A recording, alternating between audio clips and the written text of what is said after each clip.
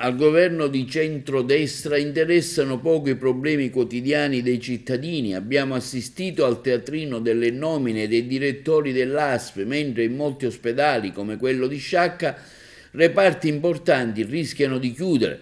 Questo quanto dichiarato dal Michele Catanzaro, capogruppo all'AS del Partito Democratico, raccogliendo l'ennesimo grido di aiuto che arriva dalla comunità della provincia di Agrigento. La spartizione è stata completata, dice Catanzaro, ma mentre la maggioranza del governo recitava nel teatrino della suddivisione delle direzioni dell'ASP, nessuno degli attori in scena si accorgeva di quanto stava accadendo fuori dal palazzo. All'ospedale Giovanni Paolo II di Sciacca, città dove lo scorso novembre migliaia di persone sono scese in piazza per protestare contro il continuo depotenziamento dei servizi sanitari, l'unico medico in organico nell'unità operativa di oncologia ha deciso di trasferirsi all'ASP di Trapani, stanco dei carichi di lavoro quotidiani ai quali da solo è sottoposto nelle attività di radioterapia e servizi ambulatoriali.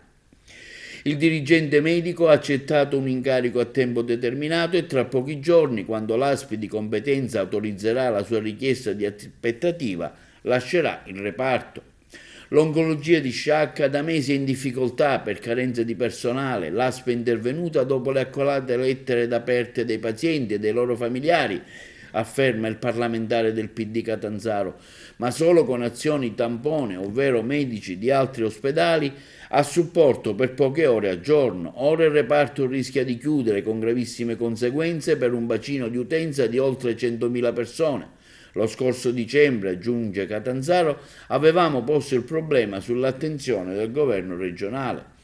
In merito al caso del reparto di oncologia dell'ospedale Giovanni Paolo II, il parlamentare del PD Catanzaro ha presentato un'interrogazione per chiedere se il governo è a conoscenza della grave situazione e come intende venire incontro alle legittime esigenze di tantissimi cittadini costretti ad affrontare il dramma di una malattia senza il conforto e il sostegno delle istituzioni.